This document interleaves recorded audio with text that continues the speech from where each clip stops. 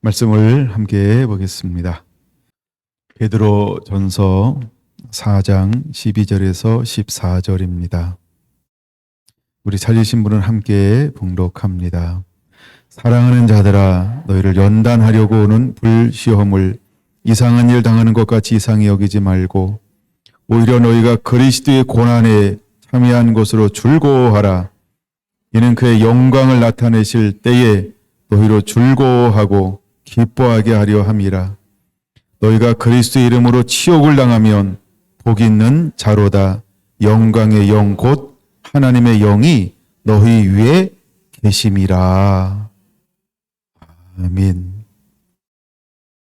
네, 그 말씀 안으로 22번째 시간입니다. 오늘 소제목도 하나님을 따라 살기 네 번째. 하나님을 따라 살기 네 번째 시간입니다. 우리가 믿음으로 산다는 게 무엇인가? 우리가 하나님을 따라 사는 게 어떤 길일까? 예수님을 닮아간다는 것이 어떤 길일까? 우리가 부르심을 따라 나아간다는 것은 어떤 길일까? 우리가 이 땅에서 말씀을 가지고 산다는 것은 어떤 길일까? 우리가 영이 거듭나고 하늘에 속하여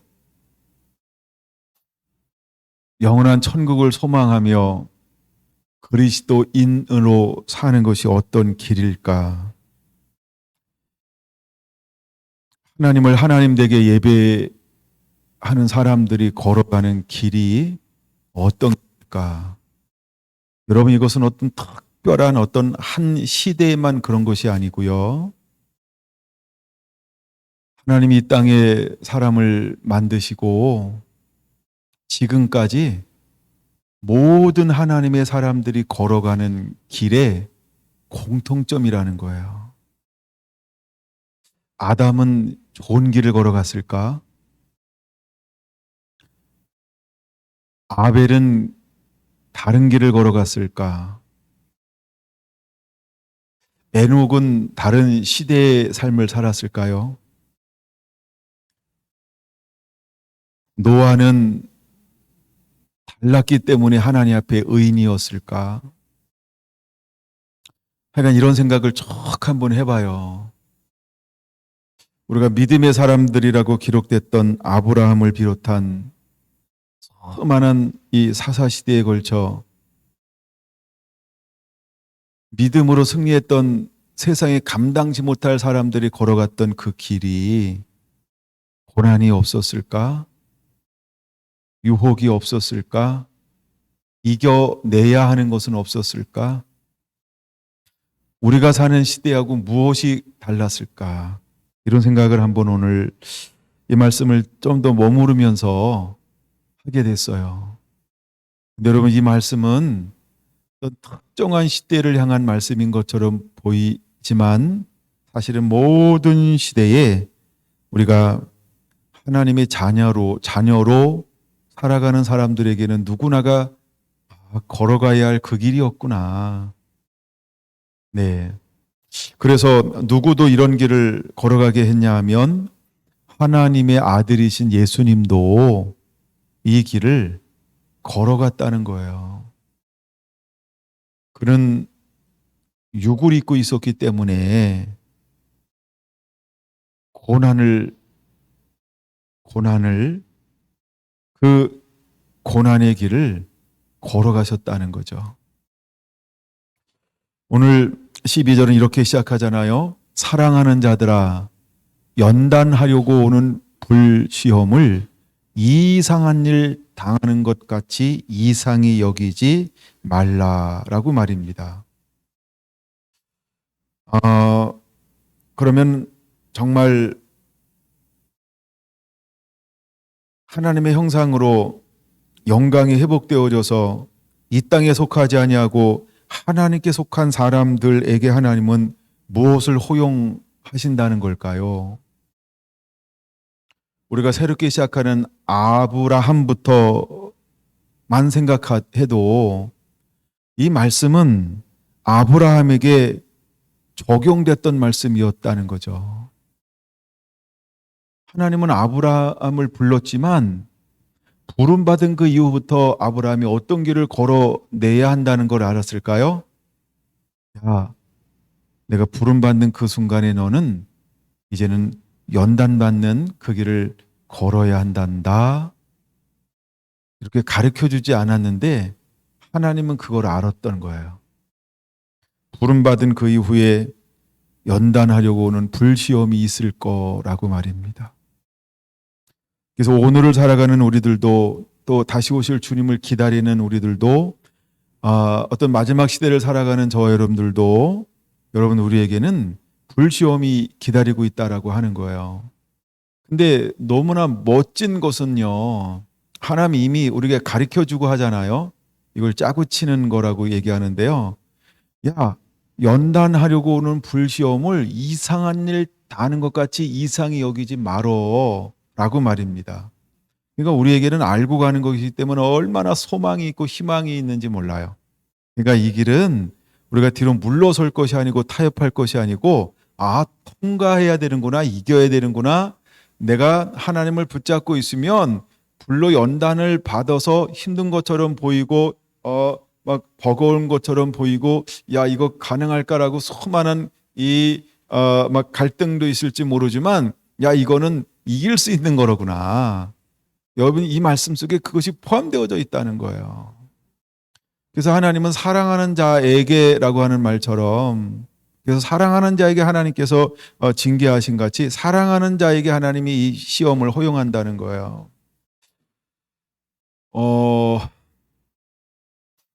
이 불시험이라고 하는 단어가 여러 군데 있는데 그중에 가장 대표적인 것을 좀 생각하라 그러면 저는 말라기 3장이에요. 말라기 3장의 불시험은 언약의 사자가 오는데 무엇으로 오시냐 하면 그렇죠.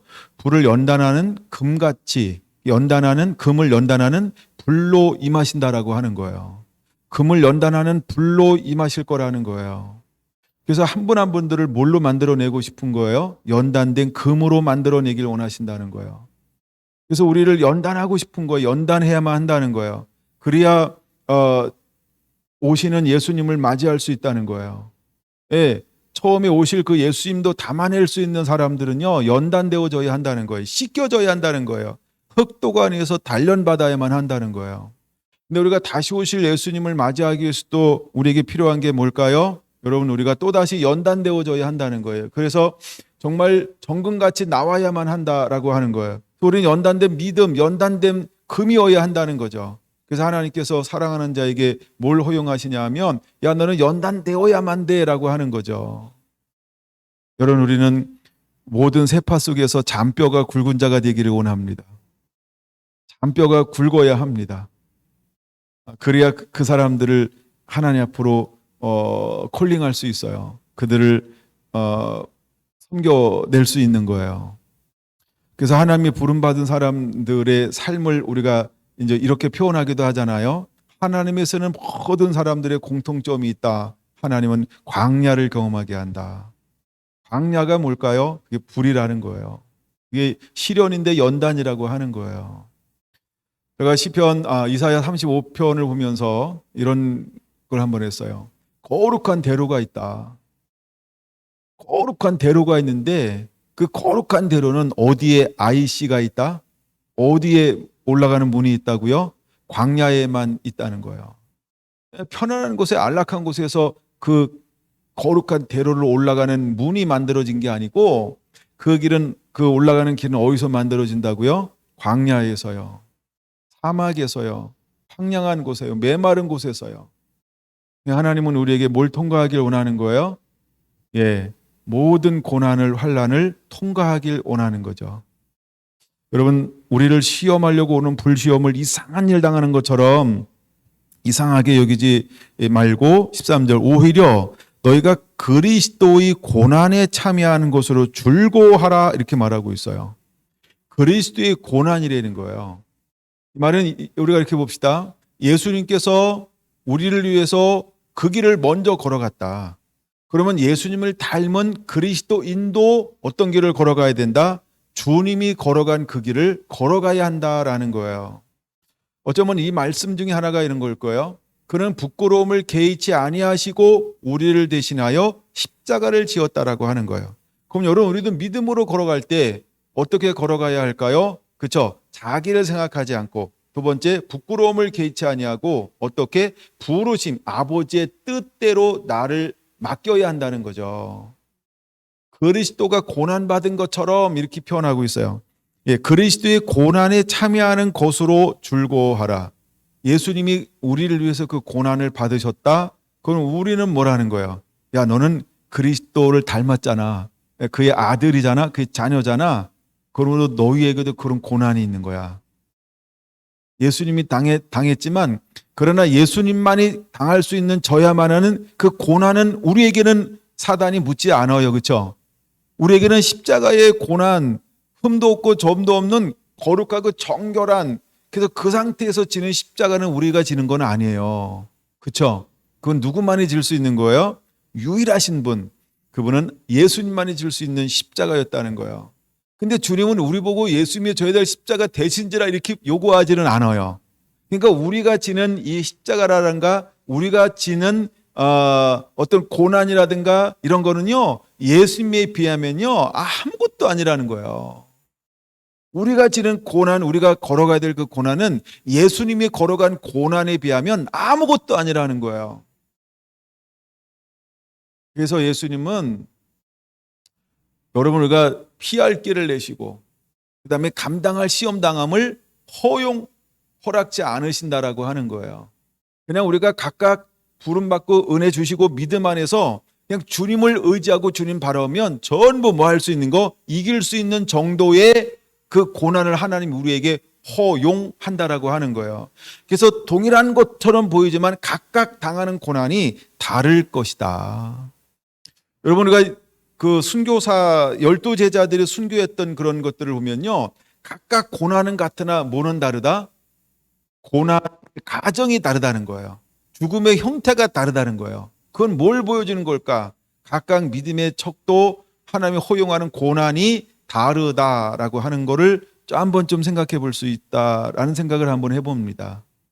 그처럼 하나님은 우리에게 각각 다른 것들을 허용했다라고 하는 거죠.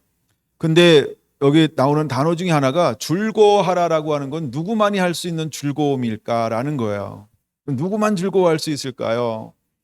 여러분, 성령을 받지 않았고 말씀이 풀어지지 않았던 제자들은 함께 시험에 들지 않게 나와 깨워 기도하라, 기도할 것을 요구할 때 그들은요 뭐가 없었을까요?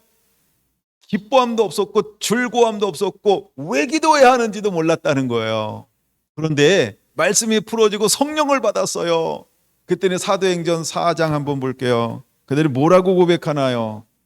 사도행전 4장은 뭐라고 고백하죠? 사도행전 5장 41절이요. 5장 40절부터 볼게요. 5장 40절. 그들이 옳게 여겨 사도들을 불러들여 채찍질하며 예수 이름으로 말하는 것을 금하고 놓으니, 시작. 사도들은 그 이름을 위하여 능력받는 일에 합당한 대로 여기심을 기뻐하면서 공회 앞을 떠나니라. 그들이 날마다 성전에 있든지 집에 있든지 예수는 그리스도라고 가르치기와 전도하기를 그치지 아니하니라. 무엇이 그들에게 기쁨과 즐거움으로 고난받는 길을, 연단받는 길을, 박해받는 길을, 치욕받는 그 길을 걸어가게 만들었을까요? 그리스도의 고난에 참여하는 것으로 즐거워함이 어디서 만들어진 걸까요? 그렇죠? 말씀이 풀어져서 내 안에 하나가 됐어요. 성령이 내 안에 오심을 통해서 성령으로 하나가 되었어요. 그랬더니 그리스도가 걸어간 그 길을 내가 걸어갈 수 있다라고 하는 게 제자들 마음속에 어떤 마음으로 다가온 거예요? 즐거움으로요. 짐이 아니고 어려움이 아니고 시험이 아니고 이게 왜 나만 겪는 고난이라고 이렇게 온 게 아니고 이 고난에 참여함을 통하여 왜 즐거워했을까요? 왜 기뻐했을까요? 그들은 뭘 바라보는 거예요? 베드로전서 4장 13절에 뒤에 나오는 단어요. 영광을 바라보는 거예요. 뭘 바라봤다고요? 영광을 바라보는 거예요. 그들은 이 땅을 바라본 게 아니고요. 고난을 바라본 게 아니고 시련을 바라본 게 아니에요. 어려운 것을 바라보는 거 아니에요. 여러분, 가시밭길을 바라보는 것도 아니고 배고픈 것을 바라보는 것도 아니고 채찍을 바라보는 것도 아니고 내 몸에 있는 고난이나 고통이나 이걸 초점 맞추지 않았어요. 우리의 인생은 잠시인데 잠시 받는 이것을 우리가 믿음으로 걸어갔을 때 그 뒤에 오는 영원한 것을 그들은 바라보았다는 거예요. 나중에 그 말씀을 읽었으면 좋은데 보이는 것은 잠깐이요 보이지 않는 것은 영원함이로다. 여러분이 우리가 이걸 바라보고 걸어갔다는 거예요. 보이는 것은 잠깐이라는 거예요. 근데 그들은 보이지 않는 영원한 것을 바라보았어요. 여러분, 우리 안에 이 믿음이 일어나게 되기를 원합니다. 이 믿음으로 우리도 함께 일어나서 그분이 달려갔던 길을 함께 달려가게 되기를 원합니다. 사도행전 찾고 있으니까요. 9장을 한번 볼게요. 사도행전 9장 15절 한번 보겠습니다. 사도행전 9장 15절 시작. 주께서 이르시되 가라. 이 사람은 내 이름을 이방인과 임금들과 이스라엘 자손에게 전하기 위하여 택한 나의 그릇이라.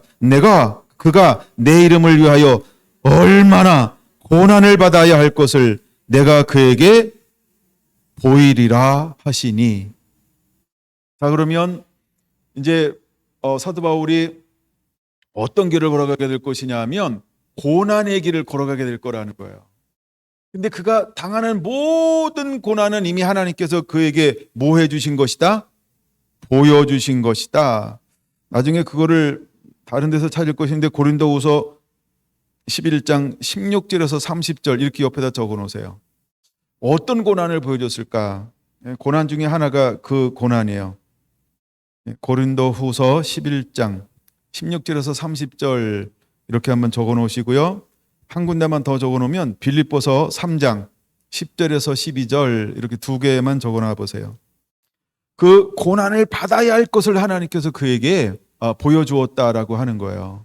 근데 그는 그 길을 하나님은 기꺼이 걸어가기를 원하셨어요. 무엇 때문에 그 길을 걸어가라고 하나님이 그걸 보여주는 걸까요?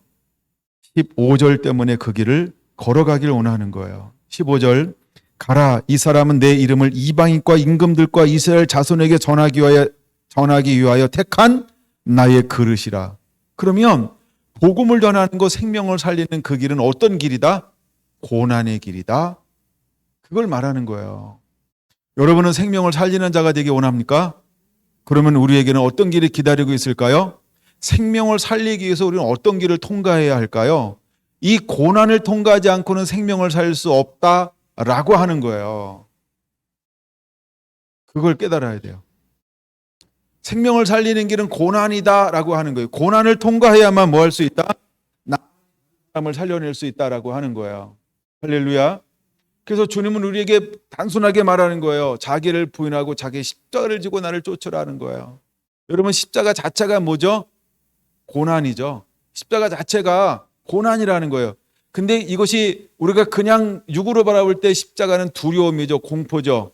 이거 피하고 싶은 거죠. 근데 내 안에 하늘의 영광이 부닥침을 당하는 동시에 십자가는 뭐가 될까요? 영광에 이룰 수 있는 길이 열려지는 거예요. 영광에 이를 수 있는 길이 열려지는 거예요. 영광에 이르는 길이 열려지는 동시에 전에 봤던 앞에 있는 고난이나 환난이나 박하나 핍박이나 조롱이나 모든 것들은 무엇으로 보이기 시작할까요? 전에는 두려웠단 말이에요. 겁났단 말이에요. 피하고 싶었단 말이에요. 할 수 있으면 이것을 안 지나가고 싶은 길이었단 말이에요. 근데 그 영광을 보는 동시에 이 길은 어떤 길이 될까요? 즐거움이 되고 기쁨으로 바뀌어진다라고 하는 거예요. 그래서 여러분, 우리 안에 이런 말씀의 인침이 일어나게 되기 원합니다. 우리 안에 이런 은혜가 임하게 되기를 원합니다. 주님은 우리가 이 길을 그래서 걸어가라고 말하고 있는 거예요. 그래서 우리는 하나님의 말씀 안으로 깊이 들어가야 합니다. 우리가 하나님의 말씀 안으로 깊이 들어갈 때 그 말씀이 나를 변화시켜서 이 길을 기쁨으로 즐거움으로 걸어가고 감당하게 하실 거라는 거예요. 여러분에게 이 은혜가 있게 되기를 예수님의 이름으로 축원합니다. 할렐루야. 사도행전 보고 있으니까 20장 19절 한번 보겠습니다. 20장 19절. 곧 모든 겸손과 눈물이며 유대인의 관계로 말미암아 당한 시험을 참고 주를 섬긴 것과 유익한 것은 무엇인지 공중 앞에서나 각 집에서나 꺼리낌이 없이 여러분에게 전하여 가르치고 유대인과 헬라인들에게 하나님께 대한 회개와 우리 주 예수 그리스도에 대한 믿음을 증언한 것이라. 보라, 이제 나는 성령에 매여 예루살렘으로 가는데 거기서 무슨 일을 당할는지 알지 못하노라. 오직 성령이 각 성에서 내게 증언하여, 네모박스 한번 쳐보세요. 결박과 환난이 나를 기다린다 하시나. 내가 달려갈 길과 주 예수께 받은 사명 곧 하나님의 은혜의 복음을 증거하는 일을 마치려 하면은 나의 생명조차 조금도 귀한 것으로 여기지 아니하노라. 아멘.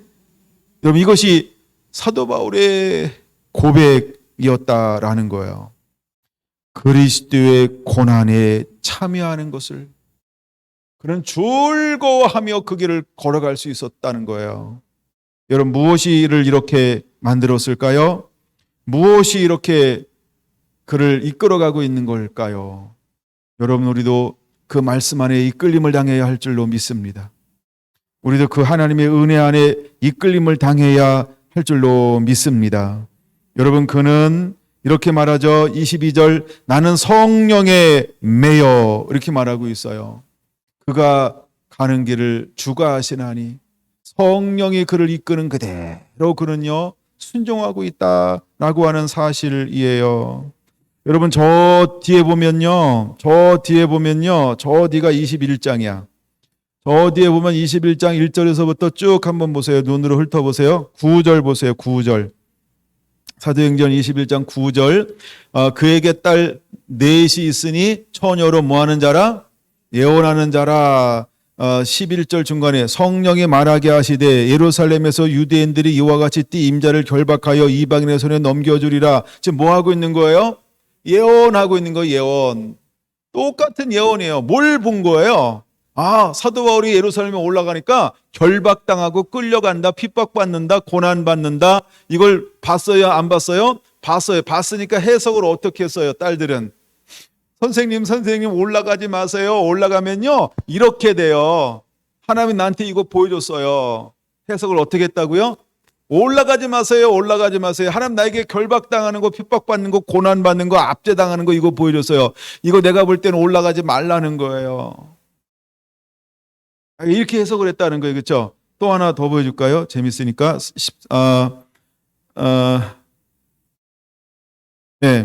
12절. 예루살렘으로 올라가지 말라고 권하니. 13절.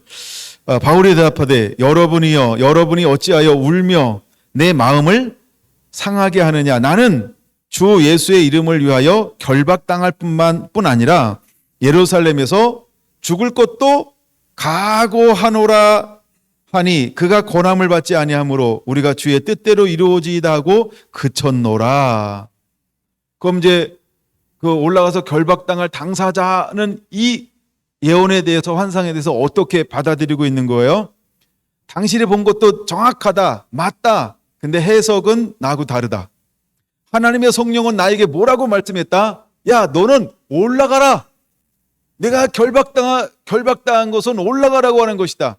내가 결박당해야 누굴 만날 수 있다? 왕들을 만날 수 있다. 유정자들에게 복음을 증거할 수 있다. 너는 결박해서 계속해서 이동하라. 이것이 나의 뜻이다. 하나님이 그렇게 말씀하시는 거예요. 그래서 사도 바울은 그 해석을, 그 환상을 어떻게 해석하는 거예요?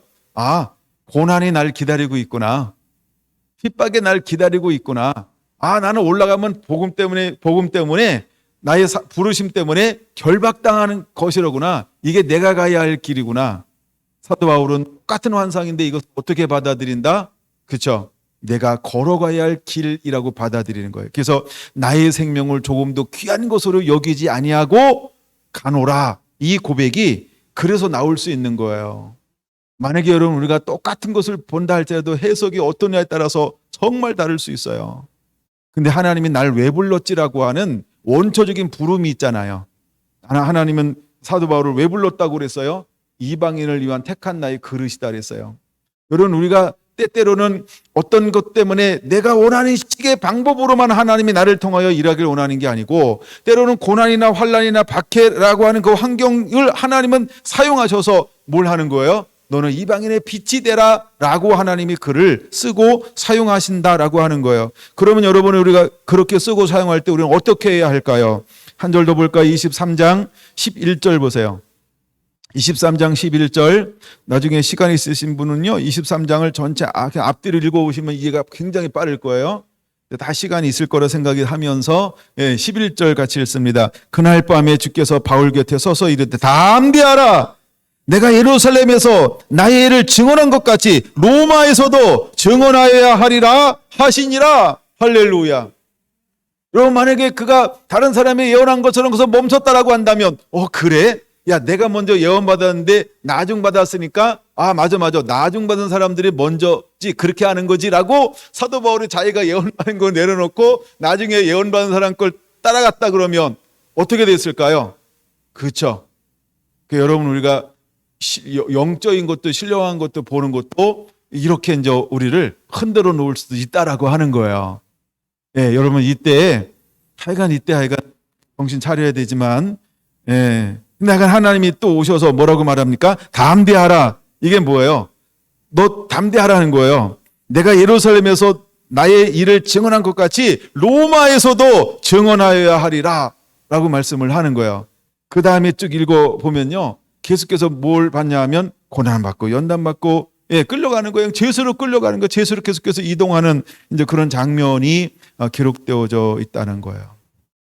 여러분 하나님은 우리를 이렇게 부르시고 있다라고 하는 거예요. 여러분 이럴 때 우리는 어떻게 해야 할까? 그리스도를 위하여 고난받는 길이 나를 향한 하나님의 부르심이고 나에게 그것이 허용됐다라고 한다면 우리는 어떻게 해야 할까? 그것을 기쁨으로 받아들여서 걸어가는 자가 되어야 한다. 할렐루야. 여러분 우리가 말씀에 붙들려서 걸어가는 그 길 하나님은 그것을 통해서 역사하고 일하시는 거예요. 그럼 우리가 이렇게 생각할 수 있어요. 또 하나. 그러면 사도 바울이 고난받고 연단받아서 쭉 걸어가면서 전도한 사람 있나요? 변화받은 사람 있나요? 열매가 있나요? 라고 누가 딱히 물어본다라고 한다면 여러분 뭐라고 대답하시겠어요? 생각나는 사람 있나요? 위정자 중에 누가 회심한 사람이 있나요? 대장 중에 누가 회심한 사람이 있나요? 총독 중에 누가 회심한 사람이 있나요? 이런 열매를 좀 내놓으라고 막 그럴 수도 있잖아요. 그렇죠? 여러분 그런 말에 여러분들이 흔들리지 않게 되시기 바랍니다. 때로 열매를 원하고 찾는 것은 우리의 입장이에요. 근데 하나님은 뭘 원하는 거예요? 야, 내가 원하는 그 길을 넌 한번 걸어갈 수 있겠니? 그 길을 누군가가 한번 걸어가야 그 다음에 뭐가 열리는 거예요? 구원의 문이 열리는 거예요. 생명의 문이 열리는 거예요. 여러분 하나님은 사도 바울을 통해서 길을 놓는 자가 되기를 원한 거예요. 길을 닦는 자가 되기를 원한 거예요. 누군가가 예수 그리스도의 이름을 가지고 복음을 가지고 그 길을 한 번쯤 지나가줘야 한다는 거예요. 한 번 누군가 지나가줘야 그때부터 뭐가 맺혀진다? 열매와 결실이 맺혀진다는 거예요. 여러분 예수님께서 십자가 한 번 지어야 마귀가 할 수 있는 모든 걸 다 깰 수 있는 것처럼 예수님이 십자가를 지어야만 묶여 있었던 모든 것들을 끊어버릴 수 있는 것처럼 때때로 어떤 사람은요 내 때의 열매를 맺는 게 아니고 나를 통하여 무엇인가 두드러지게 뭘 하길 원하는 게 아니고 한번 걸어가 줌을 통하여서 그 다음 주자들이 수없이 그걸 통하여 뭘 할 수 있다? 생명을 운반할 수 있다라고 하는 거예요. 여러분 나로 마친다라고 생각하지 마세요. 내가 나으려고 하지 마세요. 때로는 내게 아무것도 안 보여. 아무것도 안 보여요. 아무것도 안 보여요. 그렇죠? 여러분 토마스 선교사가 왔을 때 뭘 했을까요? 그렇죠? 성경 던져준 거예요. 성경 던져준 거예요. 성경 던져준 거예요. 성경 던져준 거야. 내려가지고 뭐 하나 한 게 아무것도 없어요. 그렇죠? 그냥 성경 던져준 거예요. 성경 던져준 거예요. 이미 우리 영상을 봤잖아요. 시간이 지나고 세월이 지나서 뭐가 맺혀져요? 우리가 걸어가야 할 길이 어쩌면 왜 이걸 우리는 안 걸어갈 거라고 생각하세요?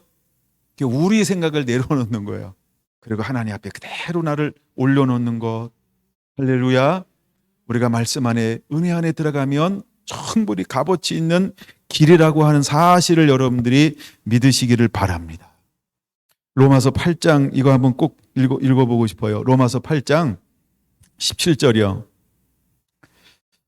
17절 18절 로마서 8장 17절 18절 자녀이면 또한 상속자 곧 하나님의 상속자여 그리스도와 함께한 상속자니 같이 읽을까요? 우리가 그와 함께 영광을 받기 위하여 고난도 함께 받아야 할 것이니라 생각컨대 현재의 고난은 장차 나타날 영광과 비교할 수 없도다. 할렐루야. 여러분 우리가 그와 함께 영광을 얻기 위하여 무엇도 받아야 된다? 고난도 받아야 된다. 이거를 마치 이제 아까 베드로후서 4장 13절하고는 바꾸는 것처럼 앞뒤를 바꾸는 것처럼 여겨지잖아요. 그렇죠? 예? 왜 우리가 그리스도를 위하여 고난을 기쁨으로 즐거움으로 받아라. 왜? 장차 있을 영광을 나타내기 위함이니라. 이거랑 바꾸는 말이잖아요. 근데 그 영광을 위해서 하나님 우리에게 어떤 길을 걸어가길 요구하는 거예요? 고난의 길을 걸어가라는 거예요. 고난의 길을 걸어가는 거예요. 그럼 여러분 고난의 길을 걸어낼 수 있는 사람들은 어떤 사람이 이 길을 걸어낼 수 있을까요? 말씀 안에 있는 사람만이 이 길을 걸어낼 수 있다라고 하는 것입니다. 고린도후서 4장을 보겠습니다. 고린도후서 4장 16절 한번 보겠어요. 고린도후서 4장 16절 그러므로 우리가 낙심하지 아니하노니 우리의 겉사람은 낡아지나 우리의 속사람은 날로 새로워지도다. 우리 안에 이런 은혜가 임하게 될 것입니다. 우리가 겉사람은 낡아지지만 우리의 속사람은 날마다 새로워질 거예요. 7절 같이 볼까요? 우리가 잠시 받는 환난에 경한 것이 지극히 크고 영원한 영광에 중한 것을 우리에게 이루려 함이니 크게요. 우리가 주목하는 것은 보이는 것이 아니요 보이지 아니하는 것이니 보이는 것은 잠깐이요 보이지 않는 것은 영원합니다. 여러분 우리는 보는 세상에 살고 있지만 무엇을 위해서 걸어가는 거예요? 보이지 않는 영원한 천국 킹덤 이것을 위해서 걸어가는 거예요. 여러분 우리가 고난을 당하면 시야가 좁아질 수 있어요. 근데 우리의 영의 시야가 열리면요 무지무지하게 영원한 것들이 열릴 거예요. 그러므로 이 길을 걸어갈 수 있게 된다는 거예요. 여러분 우리 안에 이 은혜가 그대로 여러분들 삶 가운데 임하게 되기를 예수님의 이름으로 축원을 드립니다. 할렐루야. 베드로전서 다시 한번 볼까요? 14절 한번 볼게요. 13절 다시 한번 읽고 14절로 넘어갈게요. 베드로전서 4장 13절 오히려 너희가 그리스도의 고난에 참여하는 것으로 즐거워하라. 이는 그 영광을 나타내실 때에 너희로 즐거워하고 기뻐하게 하려 함이니라. 할렐루야. 그럴 수 있겠죠 이제? 수많은 사람들이 그래서 이 길을 걸어갈 수 있었던 거예요. 만약에 믿음의 선진들이 그것 때문에 이 길을 걸어갈 수 있었다고 한다면 여러분 우리도 믿음 안에 말씀 안에 머물면 능히 이 길을 걸어갈 수 있게 될 거라는 거예요. 할렐루야.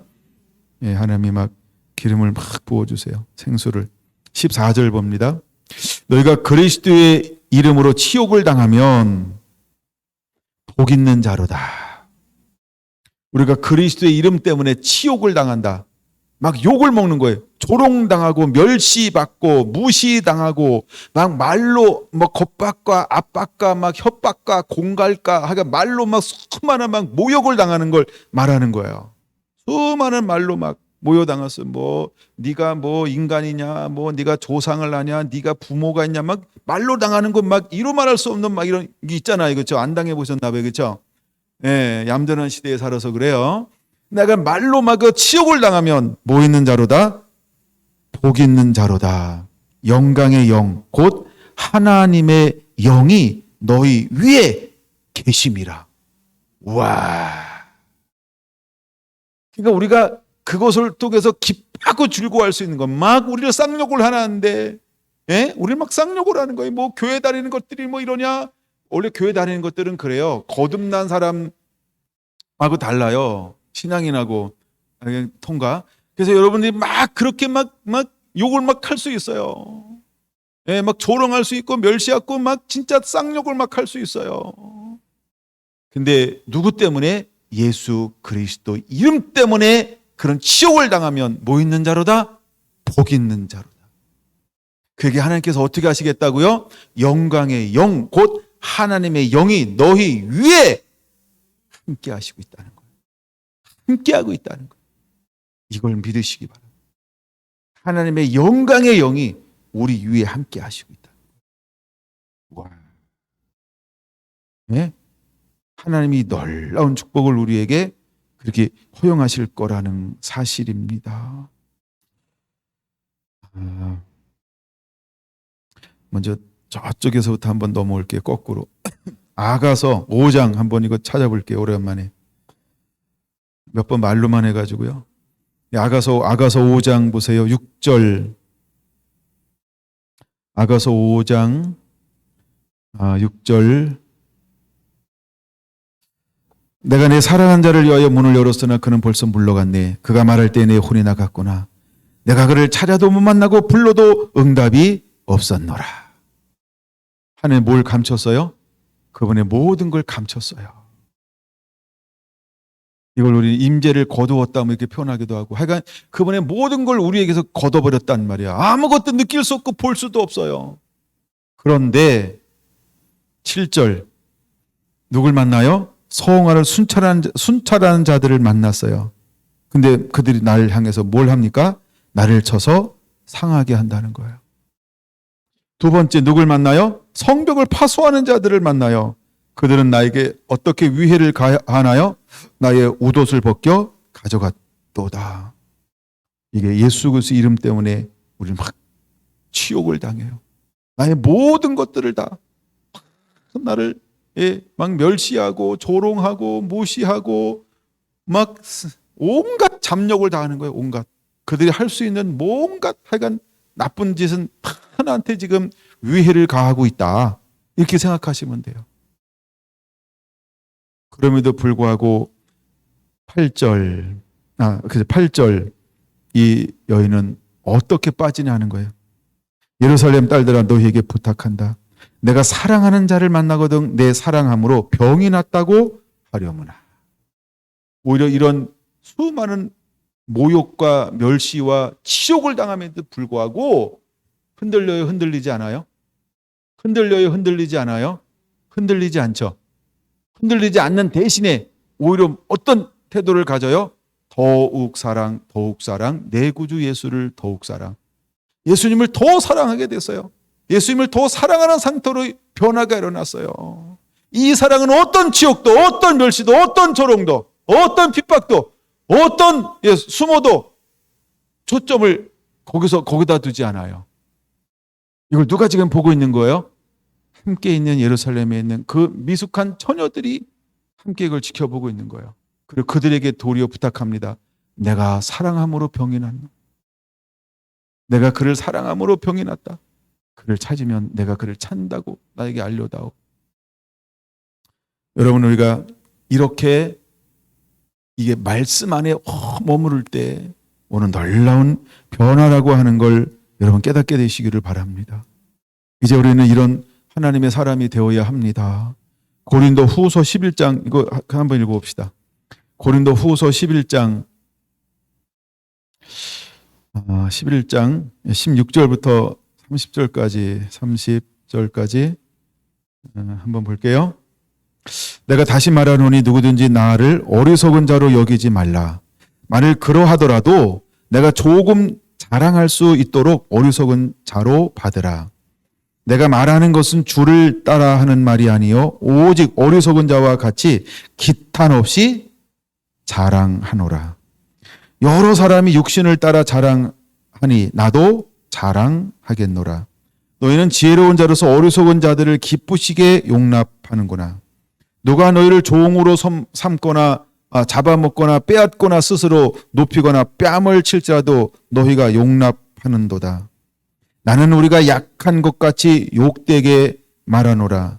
그러나 누가 무슨 일에 담대하면 어리석은 말이나마 나도 담대하리라. 그들이 히브리인이냐 나도 그러하며 그들이 이스라엘이냐 나도 그러하며 그들이 아브라함의 후손이냐 나도 그러하며 그들이 그리스도 일꾼이냐 정신없는 말을 하거니와 나는 더욱 그러하도다 하면서 이 사람들은 앞에서 말한 사람들은 뭐예요? 거짓, 그 위선자, 위식하는 자, 그다음에 종교인, 그냥 어떤 교회라고 하는 타이틀을 가지고 있는 사람들, 때로는 목사일 수 있고 때로는 성도일 수 있고 이런 사람들을 말하는 거예요. 근데 진짜는 어떠냐는 거예요. 진짜는 어떤 길을 걸어갈까요? 읽어볼까요? 내가 수고를 넘치도록 하고 옥에 갇히기도 더 많이 하고 매도 수없이 맞고 여러 번 죽을 뻔하였으니 무엇 때문에? 복음 때문에, 예수 그리스도 이름 때문에. 24절 유대인들에게 40에서 하나 감한매를 5번이나 맞으며 3번 태장으로 맞고 1번 돌로 맞고 3번 파선하고 일주야를 깊은 바다에서 지냈으며 여러 번 여행하면서 강의 위험과 강도의 위험과 동족의 위험과 이방인의 위험과 시내의 위험과 강야의 위험과 바다의 위험과 거짓 형제 중에 위험을 당하고 또 수고하며 애쓰고 여러 번 자지 못하고 줄이며 목마르고 여러 번 굶고 춥고 헐벗었노라. 이 유의 일은 고사하고 아직도 날마다 내 속에 눌리는 일이 있으니 곧 모든 교회를 위하여 염려하는 것이라. 누가 약하면 내가 약하지 아니하며 누가 실족하면 내가 애타지 아니하더냐. 내가 부득불 자랑할진대 내가 약한 것을 자랑하리라. 여러분 이것이 복음 때문에 예수 그리스도 이름 때문에 당했던 무엇을 한마디로 정리해 놓은 거예요? 고난이요. 그 좁은 길이요. 사도 바울은 이런 길을 걸어갔답니다. 말씀 때문에, 복음 때문에, 생명 때문에, 아버지 때문에, 예수님 때문에. 근데 이것이 사도 바울에게는 지금 무엇으로 말하고 있어요? 자랑한다는 거예요. 자랑하려고 자랑하는 것이 아니고 하나의 간증이죠. 유익을 끼치기 위한 하나님의 하나의 간증이죠. 이제 여러분 우리는 이와 같은 고백을 함께 할 수 있는 이 길을 걸어가는 자가 되어야 할 줄로 믿습니다. 이것을 일컬어서 고린도후서 3장에는 뭐라고 표현할 수 있을까? 고린도후서 먼저 2장 12절로 볼게요. 고린도후서 2장 12절 내가 그리스도의 복음을 위하여 할렐루야. 14절 항상 우리를 그리스도 안에서 이기게 하시고 우리로 말미암아 각처에서 그리스도를 아는 냄새를 내시는 하나님께 감사하노라. 우리는 구원받는 자에게나 망하는 자에게나 하나님 앞에서 그리스도의 향기니. 할렐루야. 사도 바울은 고난을 통하여 그 뿜어져 나오는 것, 그 자랑하는 것, 좀 더 드러내는 걸 그는 무엇이라고 표현할 수 있을까요? 이것은 나는 그리스도의 향기다. 그는 그렇게 고백하고 있는 거예요. 이제 우리가 고난이 왔을 때, 연단이 왔을 때, 핍박이 왔을 때 우리가 말씀 안에 온전히 거하는 자, 하나님을 따라가는 그 사람에게는 무엇이 우리 삶 가운데 드러나야 할까? 그렇죠? 여러분 우리는 그리스도의 향기여야 할 줄로 믿습니다. 여기 이런 말이 있어요. 16절이요. 이 사람에게는 사망으로부터 사망이 이르는 냄새, 저 사람에게는 생명으로부터 생명이 이르는 냄새. 누가 이 일을 감당하리요. 이제 하나님은 오늘을 사는 저와 여러분들이 이것을 감당해내기를 원하고 있다라는 거예요. 할렐루야. 두 번째 우리가 무엇 되기 원할까요? 3장 3절로만 볼게요. 3장 3절부터 너희는 우리로 말미암아 나타난 그리스도의 편지니 이는 먹으로 쓴 것이 아니요 오직 살아계신 하나님의 영으로 쓴 것이며 또 돌판에 쓴 것이 아니 오직 육의 마음판에 쓴 것이라. 6절 그가 또한 우리를 새 언약의 일꾼 되기에 만족하게 하셨으니 율법의 조문으로 하지 아니하고 오직 영으로 함이니 율법의 조문은 죽이는 것이요 영은 살리는 것이니라. 할렐루야. 여러분, 우리는 무엇을 드러내는 자가 되어야 할까? 그리스도의 편지여야 한다라고 하는 것입니다. 할렐루야. 여러분, 우리는 그리스도의 편지이기를 원합니다. 우리는 그리스도의 편지이기를 원합니다.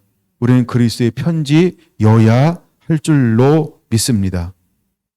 3장 18절, 우리가 다 수건을 벗은 얼굴로 거울을 보는 것 같이 주의 영광을 보매 그와 같은 형상으로 변화하여 영광에서 영광에 이르니 곧 주의 영으로 말미암음이니라.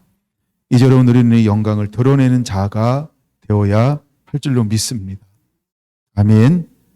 마태복음 5장 하나 보겠습니다. 마태복음 5장 10절 보겠습니다. 마태복음 5장 10절, 의를 위하여 박해를 받는 자는 복이 있나니 천국이 그들의 것임이라.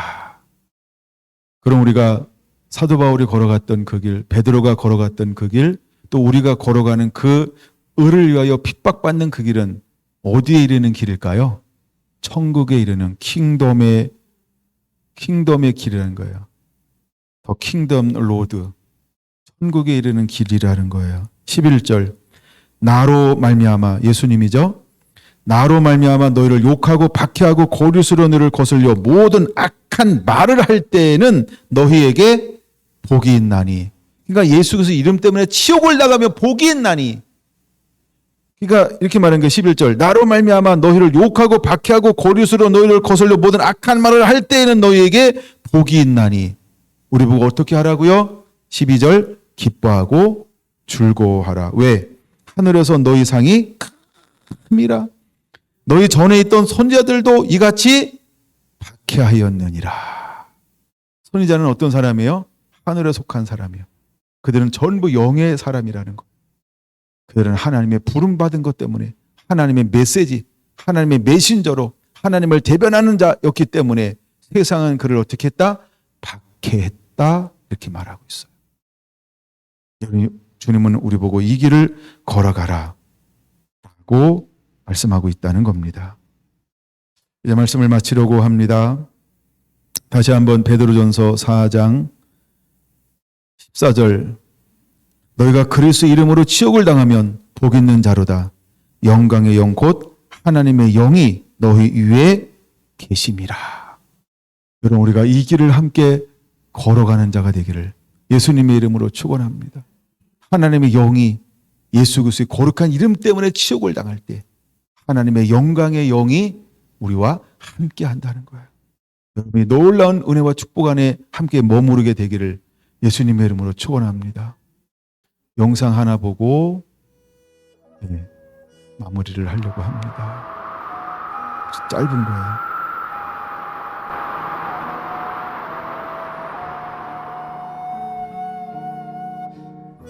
주여, 지금은 아무것도 보이지 않습니다.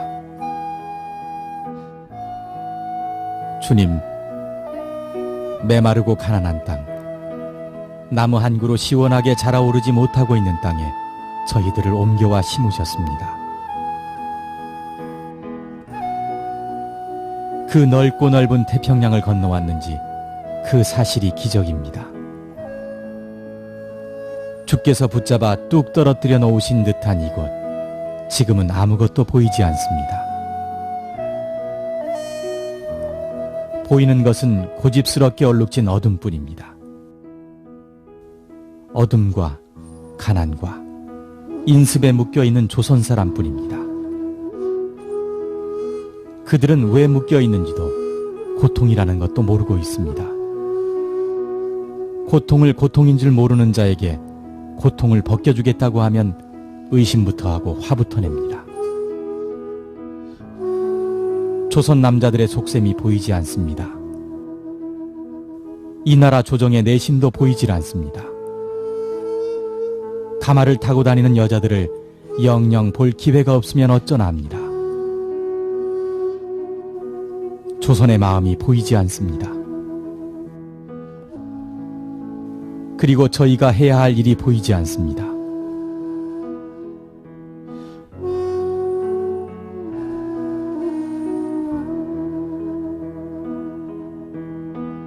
그러나 주님 순종하겠습니다.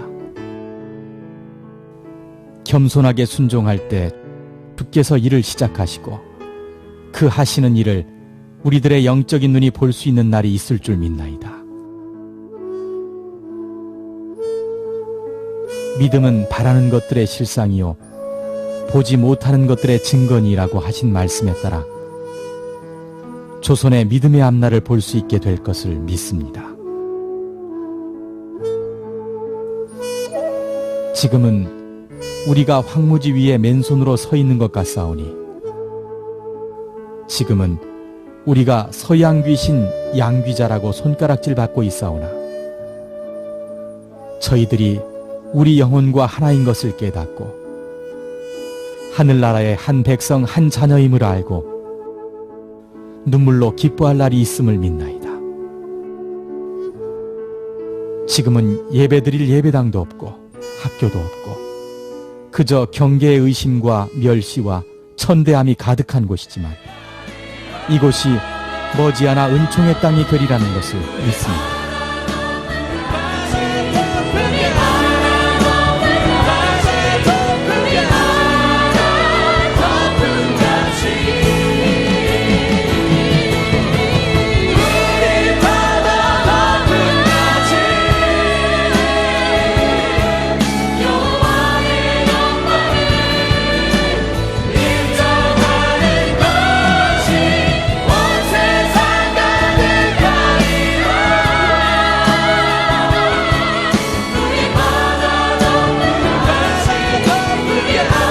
주여, 오직 제 믿음을 붙잡아 주소서.